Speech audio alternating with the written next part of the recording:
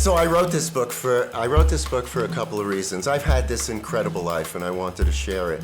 And having lived a life like this, I've learned some incredible lessons, and I think that's the most important reason why I've written the book, is I want to share these lessons with everyone else. And of course, I want people to know the Michael Jackson that I knew. He wasn't the Michael Jackson that you think you knew from the press. Michael was a wonderful person, spiritual sense of humor, and I think my stories will indicate that. So the book is kind of divided into rock, with my rock and roll experiences with Emerson, Lake and Palmer and Edgar Winter and Pink Floyd, and then doc, going to medical school in Mexico, the long, hard fight to get back into the American system, starting office anesthesiology, and then, of course, Michael Jackson, the 8 years with Michael, all the incredible stories, and then rock doc, what I became at the end of that, going to jail. I started a charity in Africa, and I just sum it up with all the things that I've learned, the wonderful life that I've had, and I think you'd enjoy all these stories, so I invite you to come listen to the audiobook, read the book, or come see me when I go out there and do my live stuff. No, I came from a family where there was a family business of trucking and warehousing, far afield from either music or medicine.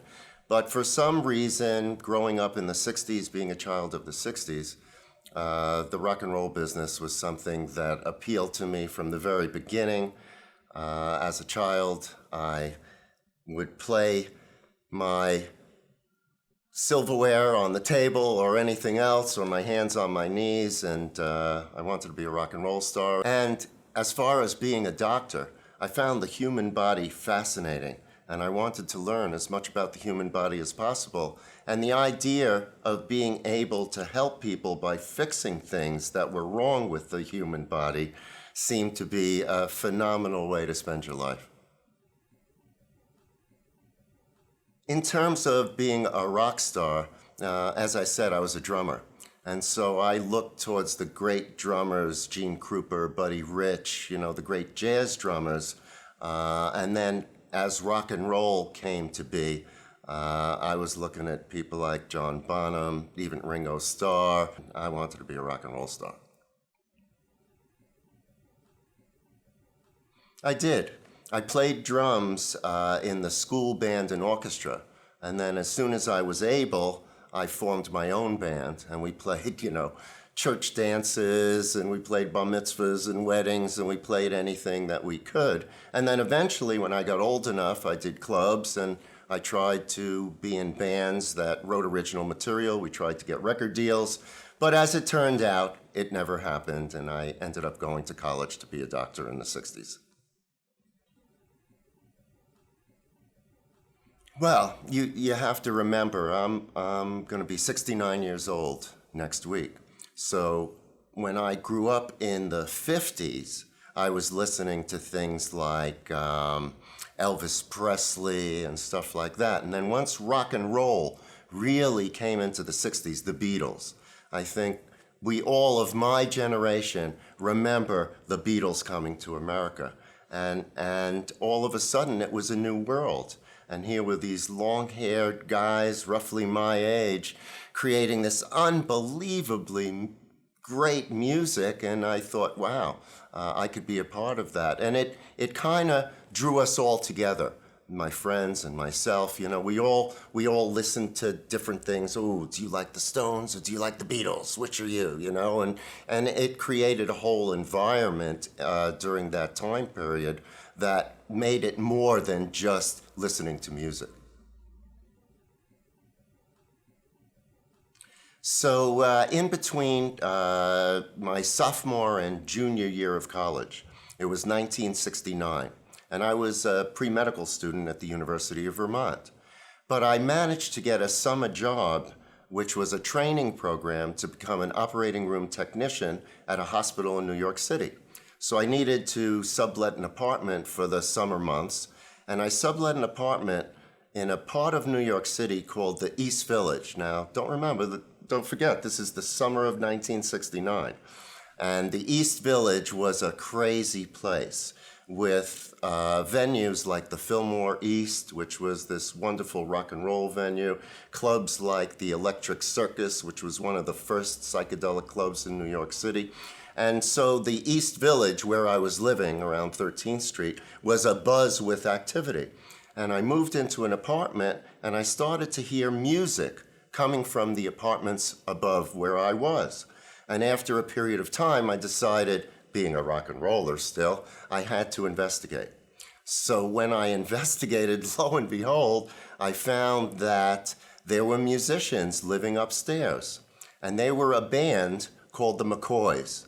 Now, for those of you who don't know, the McCoys had this super big hit back in the day called Hang On Sloopy.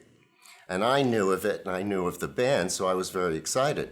What I didn't know was that Rick Derringer and some of the other members of the band were just hired to be in Johnny Winter's new band, a band called Johnny Winter and. Johnny Winter being this guitar phenomena from Texas. Clive Davis had just given him the largest advance that any musician had ever gotten. He got a $600,000 advance, which was enormous in those days. And so it was all very exciting. I became really friendly with Rick.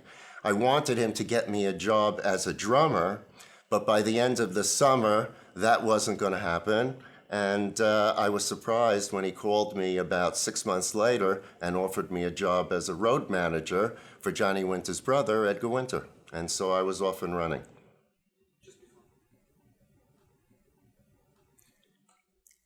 After I was road manager for Edgar Winter's Trash for a while, I got offered a job to be a special assistant for a guy named D. Anthony, who was a big rock impresario.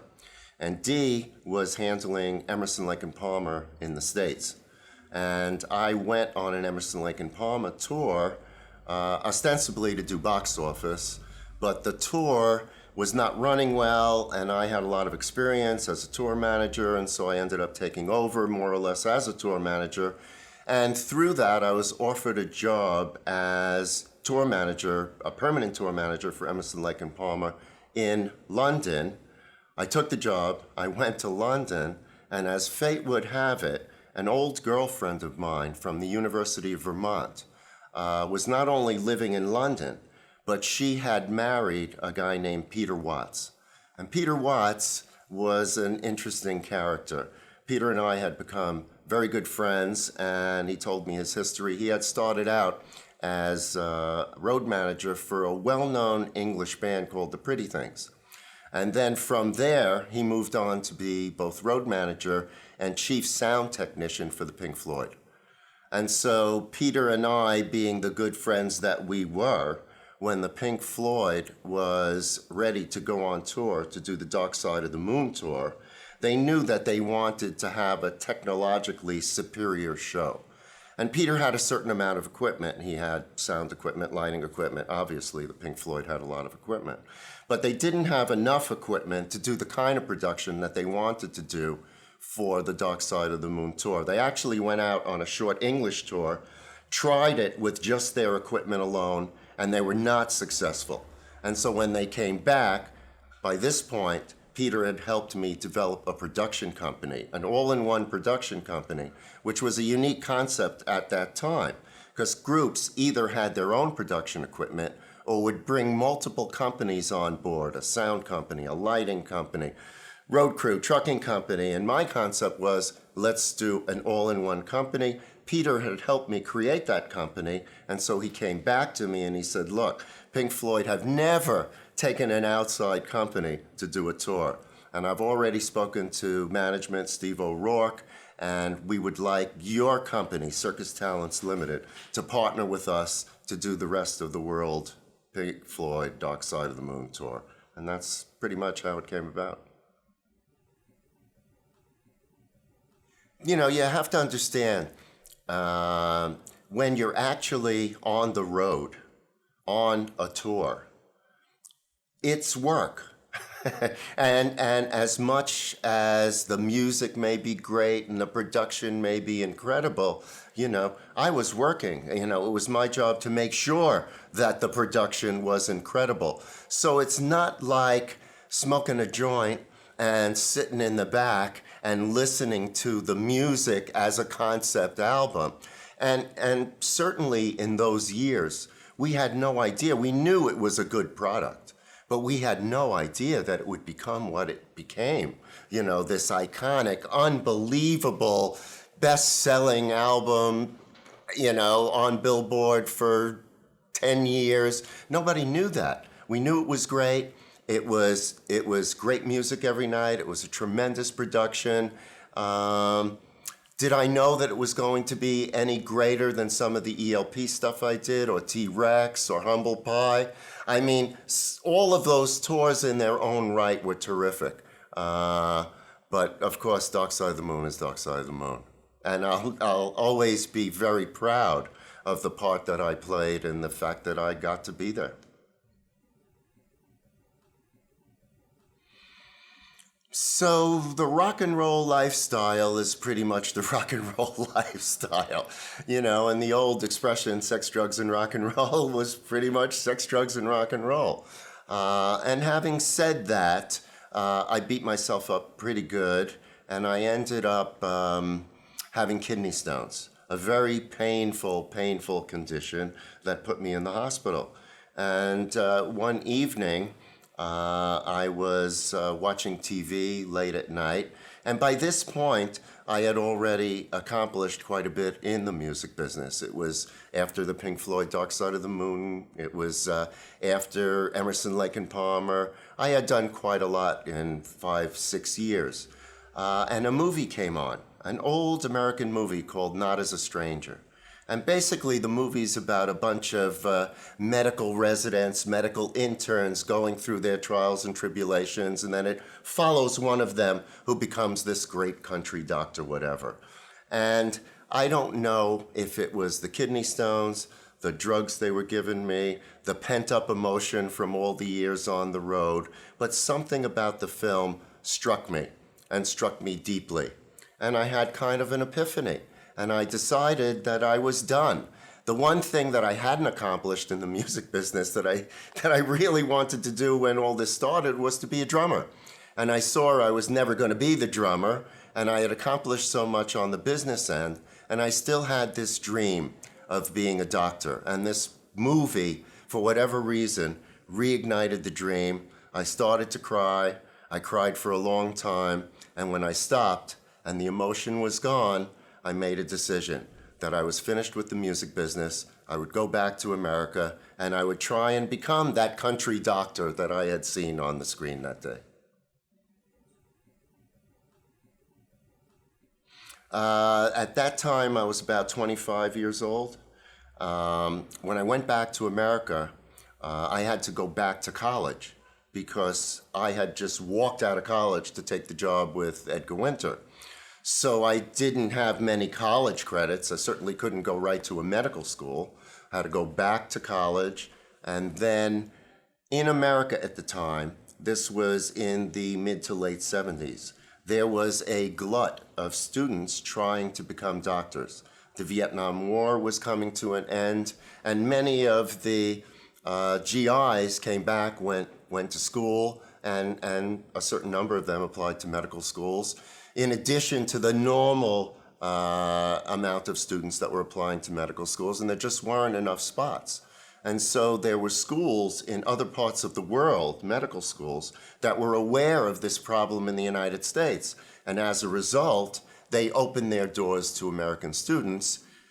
I found a school in Guadalajara, Mexico. It was a very legitimate pathway back into the American medical system. I applied. I was accepted with the caveat that the school was in Spanish, and I had to learn Spanish well enough to do medical school in Spanish, take an equivalency exam. I did, and that's how I ended up in Mexico for 4 years learning medicine.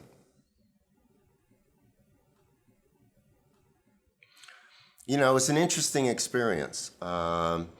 Because I had been in the rock and roll business, because I had traveled extensively, because I had lived in a foreign country, I was able to get a different experience than most other American students. Most of the American students were afraid of being in a foreign land, and so they isolated themselves. They all huddled together in an American kind of ghetto, and they sort of did their little American things and whatever, whereas I had just gotten married at the time. Actually, my wife and I spent our honeymoon driving from New York City to Guadalajara, Mexico, and we embraced the culture. And we lived in a Mexican community, and we tried to see the country and participate in the culture, and it was a great experience for us. So that's a funny story in a sense. When I got finished with medical school in Mexico, I had to do a year of unpaid internship back in the States. Very difficult. Did that.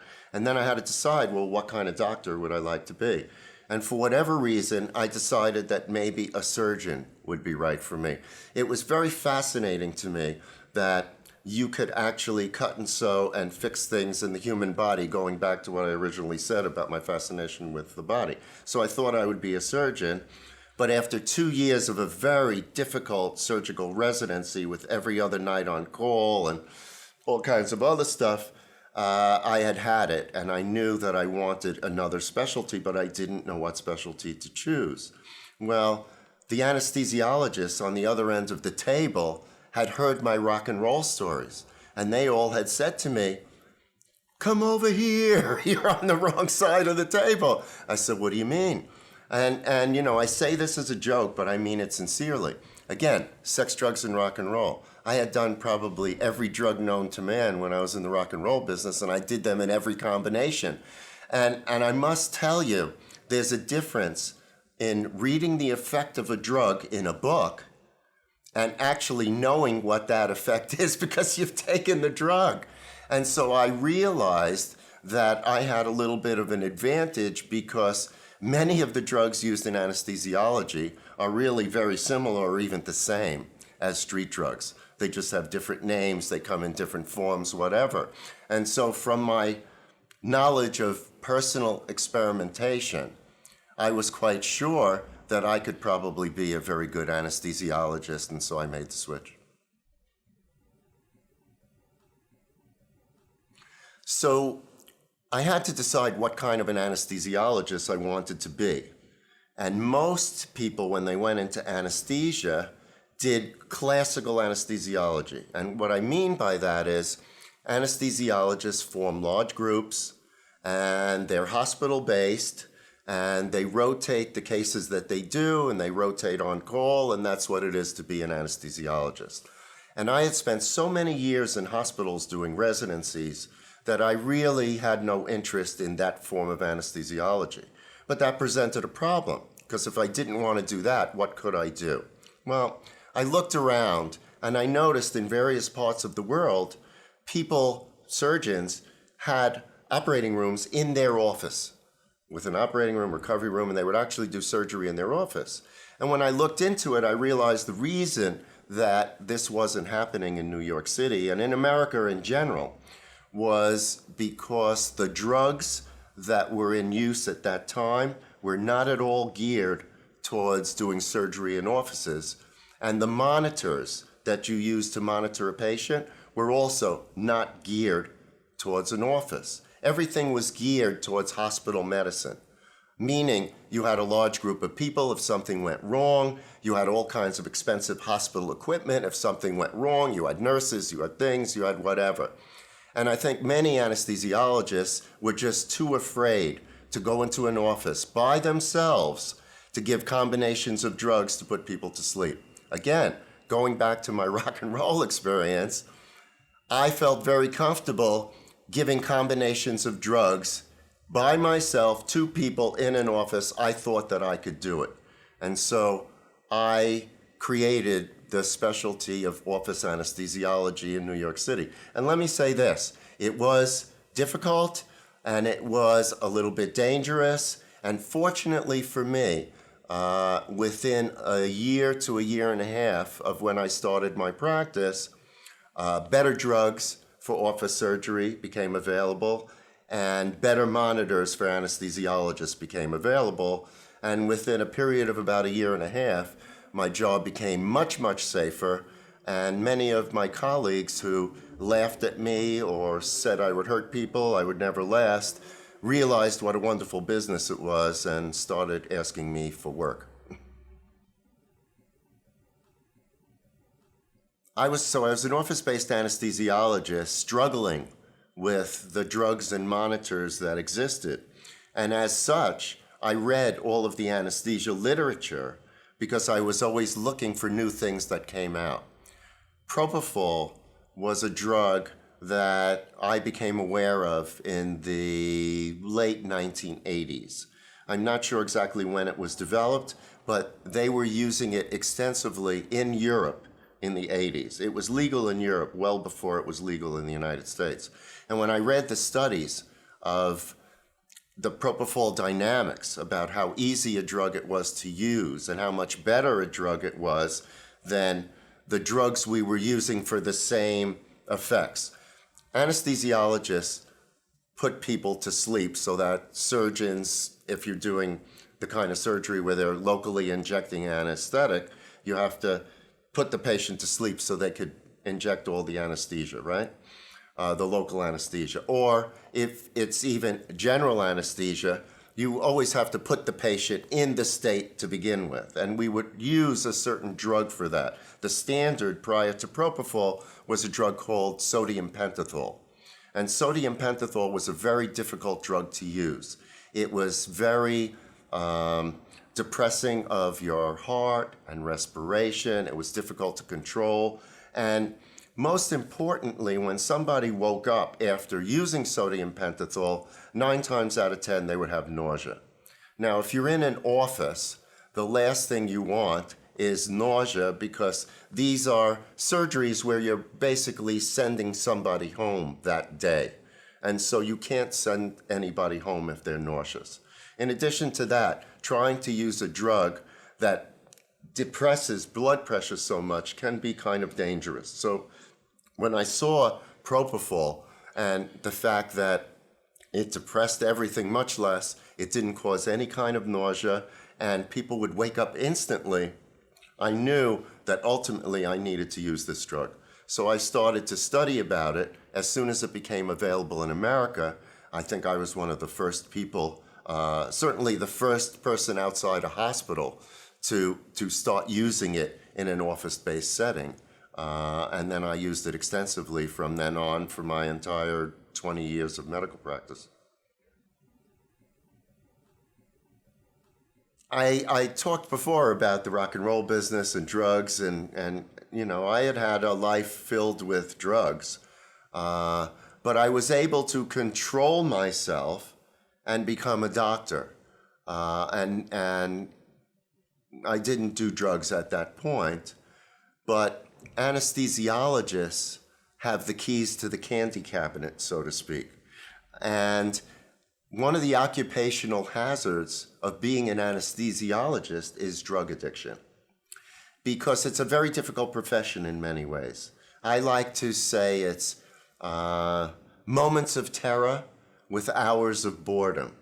It's almost like an airplane pilot. It's scary when you're putting someone to sleep, the takeoff, and when you're trying to wake them up, the landing. Many anesthesiologists can't take either. And so since you have access to all the drugs, you start to play around a little bit, either to make the terror less terror or to make the boredom less boredom. Now, I never did until another anesthesiologist said to me one day, "Did you ever try fentanyl?" Now, fentanyl, people know what fentanyl is now, but back when I was becoming an anesthesiologist in the 80s, it was something anesthesiologists knew what it was. It was not a street drug. And what fentanyl is synthetic morphine. But it's 100 times more powerful than morphine, so you only need tiny little amounts. As anesthesiologists, we understood this. We learned how to use it, and we used it effectively. In every operation, you have to have a painkiller, and fentanyl was the best that we had. And believe it or not, there were even stronger drugs than that, alfentanil, sufentanil. Fortunately, they haven't hit the street. Now, unfortunately, fentanyl is mixed with heroin, and people OD thinking that it's just heroin. They don't understand that this incredibly powerful narcotic has been mixed in and will kill them with, a hundredth of the amount. And so that's the problem. Having said that, I said, interesting. I should try some. And so I did. And, for about a year, it was just another social drug for me, which I would take home and do on the weekends or whatever. But then eventually, I started to do it during cases. And, it's narcotics. And I was so arrogant as an anesthesiologist. I would walk to work to a plastic surgeon's office every morning, and there'd be a junkie laying there on the street every day. That was his spot. And I'd look and I'd say, just can't control his drugs, man. But I'm an anesthesiologist. I'm a smart guy, man. I know how to control these drugs, and yeah, I know how to control these drugs. Bottom line, I almost killed myself in a plastic surgeon's office. I was very fortunate to survive. And 4 days later, I went to rehab. And that was quite an experience for me.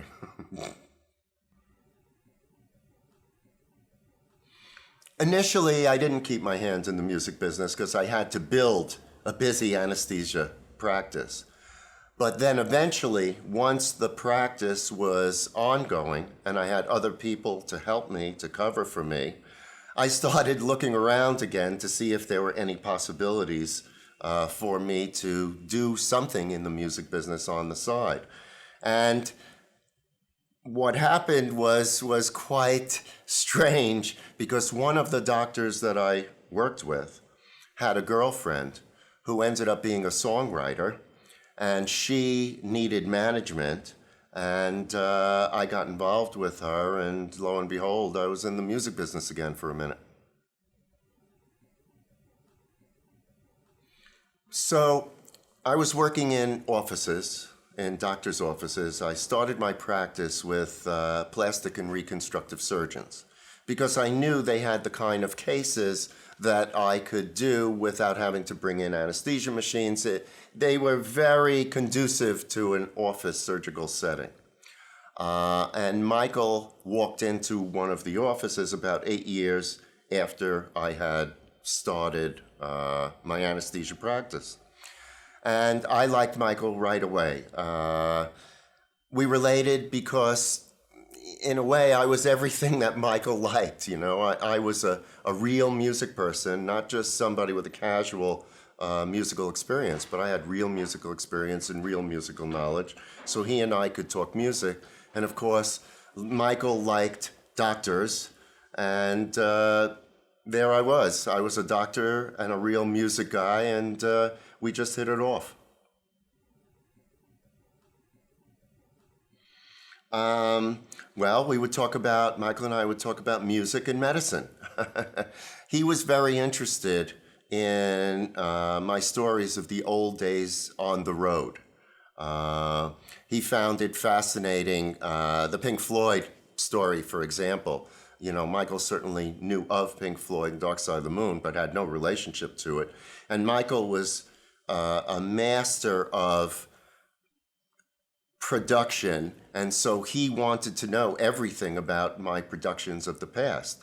And we would share stories of production, of broken down tour buses, of playing little places in the middle of nowhere.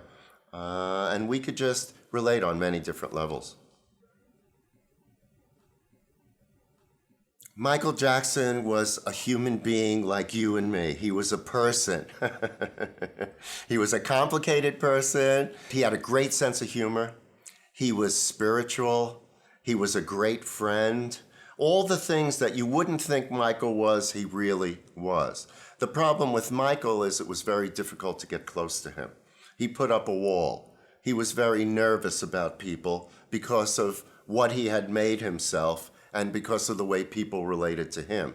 So it took a while for me to break down that wall and to really become friendly. But once we became friendly, he was like any other friend that you have. He was a good friend. We could talk, we could joke, we could laugh, we could argue, and he was a wonderful friend, I must say. He was a wonderful friend, and I miss him. I was at Neverland on 4 different occasions. The first time was amazing because I got the private tour from Michael. I don't know how many people got that. So I really got to see Neverland and know about each piece of Neverland from Michael himself, which was great. Yeah, I was around Michael during the time when he first had children. I met him when he didn't have children, and I was with him throughout the first couple of years of his kids' lives. I was with Michael from 1990, the end of 1994 until 2002. So I was around when Prince was born. I was around when Paris was born. Blanket came later, but I actually got to know the kids a little bit at Neverland, in LA, on tour. They were just little kids, but Michael was a wonderful father, and he tried very hard to do the right thing. You know, I think Michael related to Africa because he loved the people. I think he just related to the people. He related to being black. You know, a lot of people don't consider Michael black, but Michael was a black man. And he had a relationship to the motherland, so to speak. Although it's very funny because, you know, I've spent an enormous amount of time in Africa. And the Africans don't quite get it when the Americans come over there and say this is the motherland and my brother and whatever, you know. But Michael just related. He related to Africa in that way. And Michael had met early on Nelson Mandela, and they had developed a very special relationship. And I think that was also part of Michael's love of Africa. Well, I think I just told you one of the ways. When my 50th birthday came, they gave me the most incredible 50th birthday present. But I think in answer to that question, the way that I would answer it is, I got into trouble in my medical practice. I got in trouble with insurance companies, and again, the story's in the book. I was involved in the fertility business, and it wasn't covered by the insurance companies, and long story, but I got in trouble. And I had to be a witness at a trial in court, and they knew about my relationship with Michael, and they wanted to use it against me. And Michael was incredibly supportive and spoke to me multiple times and just comforted me in terms of all the problems I was having and made me feel comfortable even about the fact that it would be okay if they used his name and said bad things about him. I mean, he was a real friend to me, you know, in a time of need, you know. During this time period, many of the people that I thought were my best friends sort of walked away, and Michael wouldn't walk away. He just persisted and made sure that he was there when I need him on any level, and that was really terrific. So I think of all the things that I could say about my friendship, you know, I think what's most important about a friendship is when things get really bad, is that friend's still going to be a friend? And are they going to support you through your roughest times? And I could say unequivocally that Michael did. During the time that I was with Michael, during the 8 years I was with Michael, he had no less than 3 managers, 3 different managers. He had, you know, hired and fired various managers. When I first met Michael in the mid-90s, his manager was Sandy Gallen. And I only met him for a few minutes. He thanked me, whatever. I really didn't develop any kind of relationship. The manager that I had to develop a little bit of a relationship with was the next guy. And what happened was Michael had a partnership with Prince Al Wali from Saudi Arabia, and they formed a company called Kingdom Entertainment. And Al Wali assigned one of his guys as Michael's manager, a guy named Tariq Ben Amir. And we had some little run-ins with Tariq Ben Amir, which I talk about in the book. When we go on the history tour, I had to meet Michael in Florida. I met him in Florida, and we flew. I thought, we had our G3 there, and I thought we were going to go right to Cape Town. But Michael's head of security said, no, we got to go to Paris. Well, what are we going to Paris? Well, we got to pick up Michael's manager, Tariq Ben Amir. Okay, we got to pick up Michael's manager. So we go pick him up, and this guy had the nerve to show up with his whole family and then demand the only bedroom on the plane. Even though Michael was the performer, he was going to do a tour. A whole argument ensued. He didn't get the bedroom. Needless to say, Michael had the bedroom. But that was my first run-in with Tariq Ben Amir. And then, of course, I had to negotiate my fee with him. So that was another interesting little tidbit. But he didn't last that long. He was gone shortly after the history tour. And then there was a series of other kinds of people that I didn't have much to do with until he brought his personal assistant, Frank Cassio. This was a family that he knew for years and years, and he had traveled with the kids. Frank had grown up. Frank was about 18 years old. He brought him, actually on the charity tour, he brought him to Korea. And then Frank was there from then on, and ultimately, Frank kind of like became his manager. It was almost like Michael was managing himself and using Frank, just as a front guy. I mean, there were other people involved. There was another guy, Mark Schaffel, involved. There were various people involved, but there was never, oh, that's not true. I misspoke. The next guy after Tariq Ben Amir was a guy we called Lawyer Lee because we couldn't pronounce his name. It was a Korean guy, Myo-hung Lee. And he and I became quite close, actually. He was the next guy. And he was also very close with Wayne Nagin, Michael's head of security, who I was close with. And so, yeah, I developed a relationship with him. And if he had stayed as the manager, I might have gotten involved even more into some of the music stuff because I was trying to transition from just being Michael's spiritual advisor and personal physician into more in terms of helping with, the music aspect of things. I had introduced Michael to some people he liked, but it never happened. When Michael died, obviously I was very, very upset. But I got even more upset when I started to learn how he died and why he died. And all I want to say about that is Propofol is a serious drug. And Propofol should never be used by anybody that's not an anesthesiologist. I'm a trained anesthesiologist. I was an expert in the use of Propofol, and I created a one-of-a-kind treatment for a unique person in a very unique situation.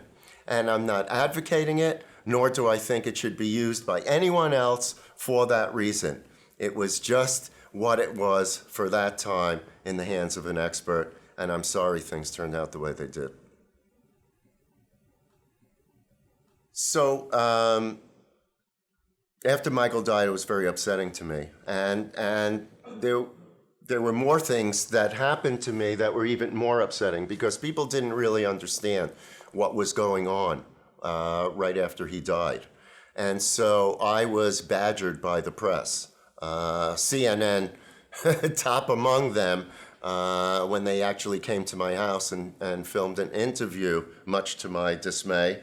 And I was bothered by over 35 major news organizations how to move out of my house, and it took quite a while for it to die down. Then I was involved in the civil suits, and it took years to go away, and it's all in the book, and there are some interesting stories about that.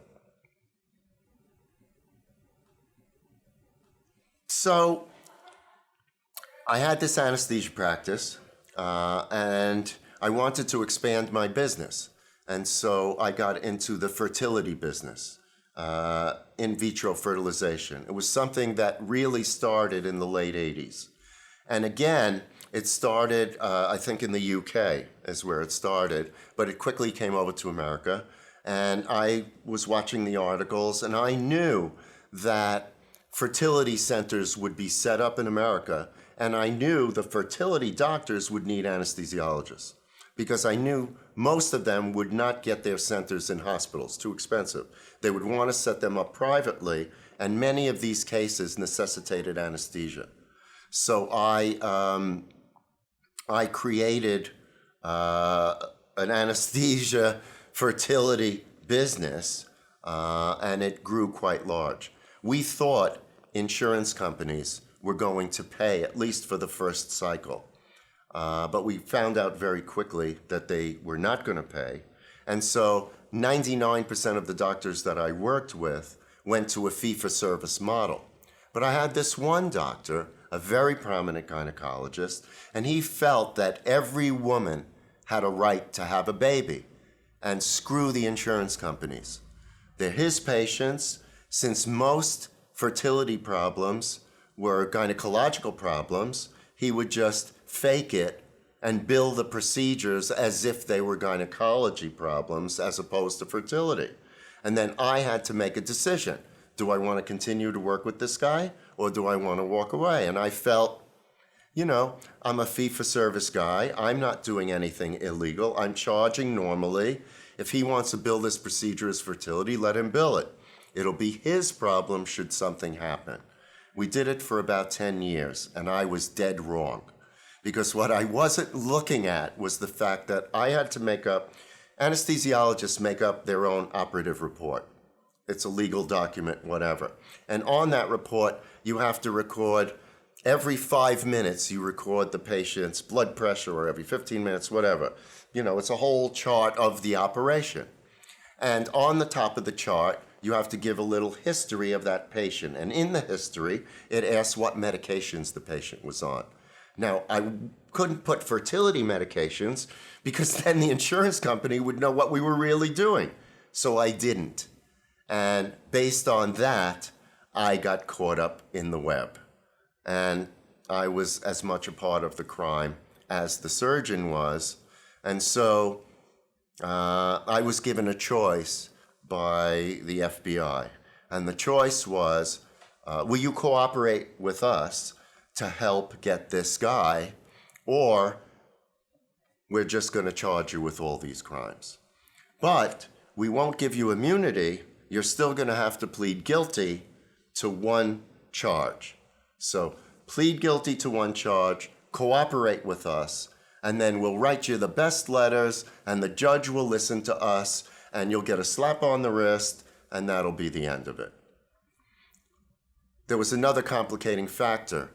My father had retired early, had nothing to do, and when I started the fertility business, I set him up in an office, and he was doing the billing. And the federal authorities knew that.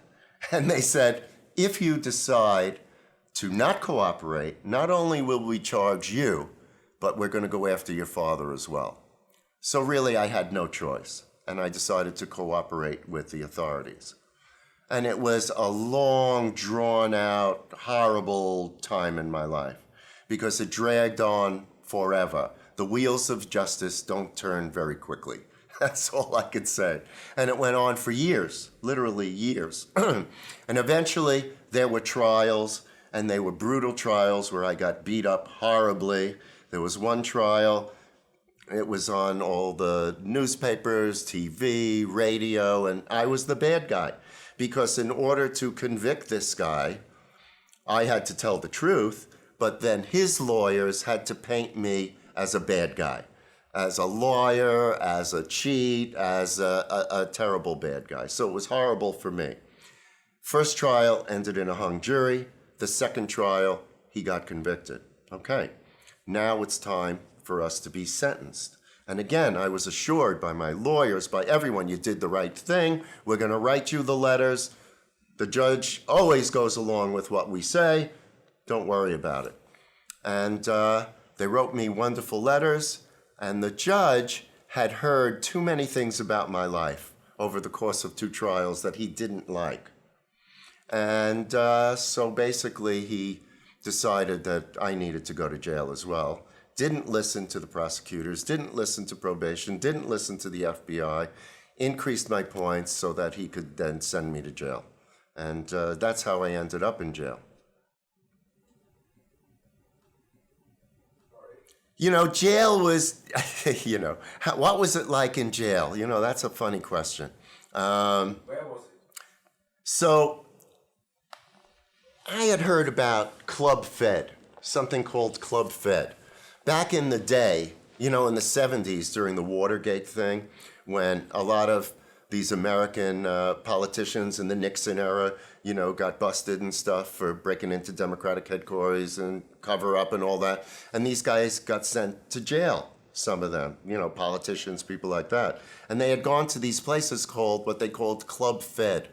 You know, no fences and good food and prisoner to guard ratio was good and tennis courts. And I figured, yeah, all right, so how bad could it be? I'll go to a Club Fed. And my lawyer requested that kind of a prison for me because I was a nonviolent first offender, and the judge agreed.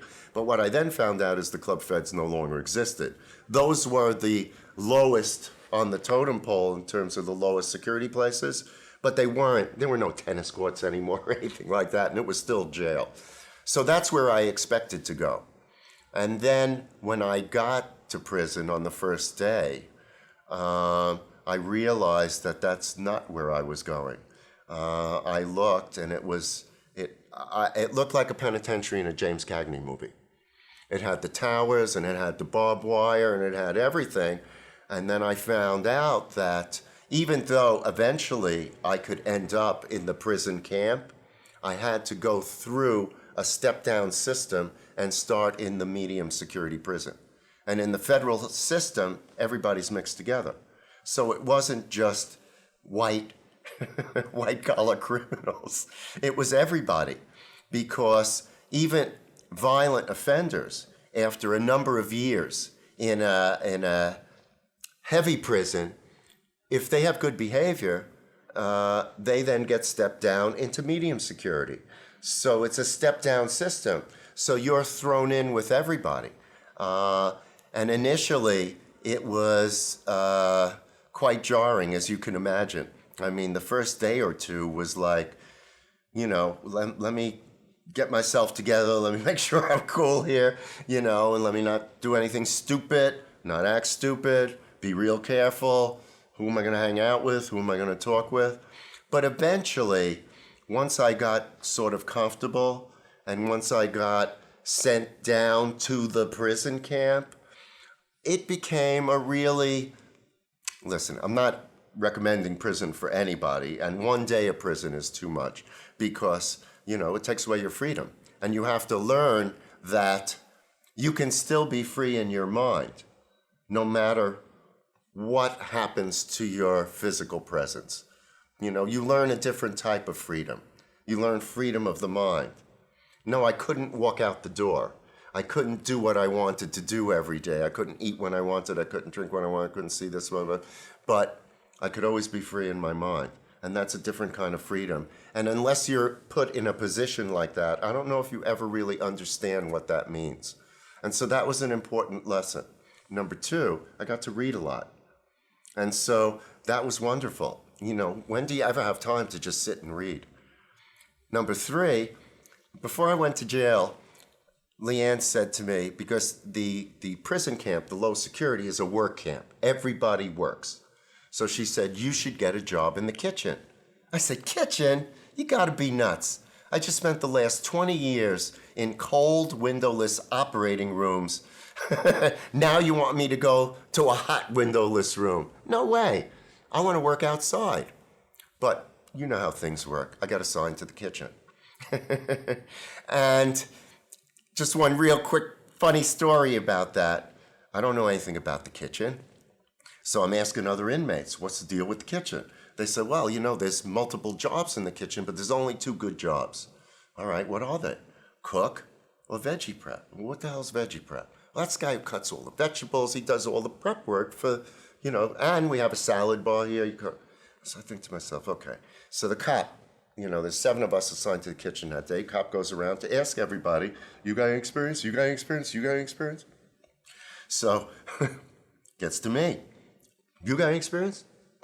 I had never had time to work in a kitchen. I didn't know nothing about a kitchen. But I didn't want one of the shitty jobs. I didn't want garbage. I didn't want to clean the tables. I didn't want to have to do the line. So I said, hey, man, you should make me veggie prep. I had 2 years of surgical residency. There ain't nobody better than, with knives than me in this group. Make me veggie prep. He's got hysterical laughing and made me veggie prep. I didn't know what to do, and there were a lot of funny stories, but end result was I loved it. I loved the kitchen. And it was similar to me to anesthesiology. Throw a little here, a little there, mix it all together, it becomes dinner, just like putting somebody to sleep. And when I got out of prison, I actually went to cooking school. And now I'm a semi-trained chef. So that was one good thing. The other good thing that came out of prison was one day I got to the work camp, and I'm sitting there smoking a cigarette outside, and I hear music, what sounds like live music. I'm in prison. Where could there be like, And I follow the music to a door, and it says music room, authorized inmates only. I decide, fuck it, I gotta go in. And I open the door, and there's a Latin band playing there of inmates, and the room is packed with other inmates watching. Long story short, I freaked them out because I speak Spanish. Number 2, I'm a drummer, and I ended up being in the band. And so prison, of all places, satisfied playing in front of people on stage. In a prison band, we did a concert for the population, and I got to play the drums. So that was number 2. Third thing I got out of prison, which was totally unexpected, an inmate came up to me one day and he said, there's a sweat lodge here. I said, a sweat lodge? How is that possible? He said, well, it's a law. Any religion has the right to be practiced if it's honest and true. And so Native Americans are allowed to practice their religion in prison. Supreme Court made some sort of decision. It's not a privilege, it's a right. That's what I was trying to say. So it's not a privilege they could take away from you or not provide to you. It's a basic human right. Supreme Court decided religious freedom is a basic human right. And even in prison, you have to have the right to practice. And so they had set up a sweat lodge. And I participated in that sweat lodge for every week that I was in prison from the time that I knew that it was there, about 10 weeks. And it was one of the most incredible, spiritually awakening experiences I've ever had. And I got it in prison. The first time I met Nelson Mandela, it was at Michael's concert during the history tour. And we knew that Mandela was going to come backstage after. And Mandela was the president of South Africa at the time. And we were all very, very excited. And I'll never forget, we formed this long line, sort of a receiving line. And Mandela came in with his bodyguards. And the minute he entered the room got very, very quiet. And there was a magic. There was a feeling that didn't exist before he entered the room. I can't even describe it. And then he went along the line and he shook everybody's hand. And when he got to me, he was kind of surprised that there was a doctor there. And then he got it real quick that I was Michael's doctor. Oh, you must take care of Michael. It was a wonderful, amazing thing. And at the end of that particular line, of course, down at the bottom of the line was Michael and family and whatever. And, Mandela went through the line, then he got to Michael with Michael's manager and Michael's family. And I had told Michael previously how much Mandela meant to me. And I said, listen, do you think it would be possible just to get a picture? Yeah, don't worry, Rat, you'll get a picture. So I got really excited, but I didn't expect anything. And I was just so thrilled that I got to shake his hand. And then all of a sudden, Mandela's down there with Michael, and I see Michael look at me, and he goes like this. And I look around because I'm wondering, who is he talking to? And they says, Rat, come down here. And he brought me down there, and I took these incredible pictures with Michael and Mandela and whatever. And that was an amazing thing. And that was not the last time that I would get to meet Mandela. So I got to meet him that time. And then Michael did a charity tour a couple of years later. I think the history tour was in 97. In 99, Michael decided to do a couple of charity concerts and to give the money to various organizations, but a large bulk of the money went to the Mandela's Children's Fund. And I think Mandela had stimulated Michael to do these concerts, quite honestly. And we did the concerts, and then my 50th birthday was coming up. And Michael called me one day, and he says, Rat, I want to give you a birthday present. I said, you don't have to give me a birthday present. Don't be ridiculous. No. I want to give you a birthday present. He said, you know the money we raised? I said, yeah. He said, let's go give it to Mandela. I said, okay. What's the story? He said, well, it's your birthday, right? He said, yeah. He said, okay, I want you and Leanne, my wife, I want you guys to come with me to South Africa. We're going to give Mandela a check for 1 million rand, and we're going to do it at the Cora Awards. I said, well, what's the Cora Awards? He said, well, it's the African Grammys. I said, great. So sure enough, and he said, hey, Rat, no work. It's a vacation, man. This is your present. I said, okay.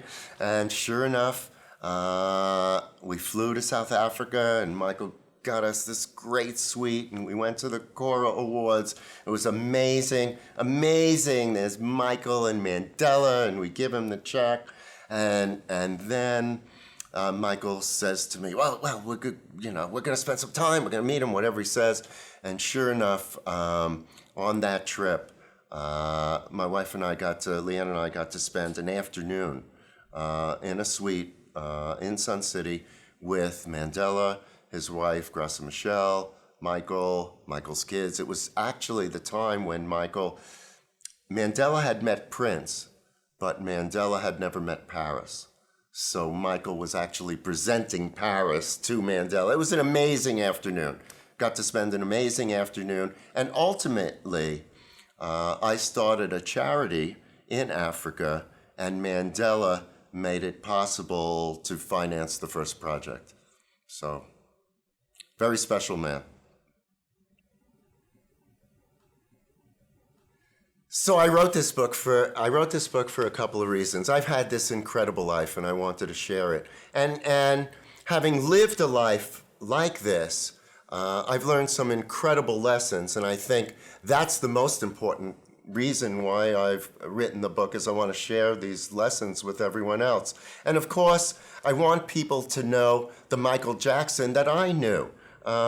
He wasn't the Michael Jackson that you think you knew from the press. Michael was a wonderful person, spiritual sense of humor, and I think my stories will indicate that. So the book is kind of divided into rock, with my rock and roll experiences with Emerson, Lake and Palmer and Edgar Winter and Pink Floyd, and then doc, going to medical school in Mexico, the long, hard fight to get back into the American system, starting office anesthesiology, and then, of course, Michael Jackson, the 8 years with Michael, all the incredible stories, and then rock doc, what I became at the end of that, going to jail. I started a charity in Africa, and I just sum it up with all the things that I've learned, the wonderful life that I've had, and I think you'd enjoy all these stories, so I invite you to come listen to the audiobook, read the book, or come see me when I go out there and do my live stuff.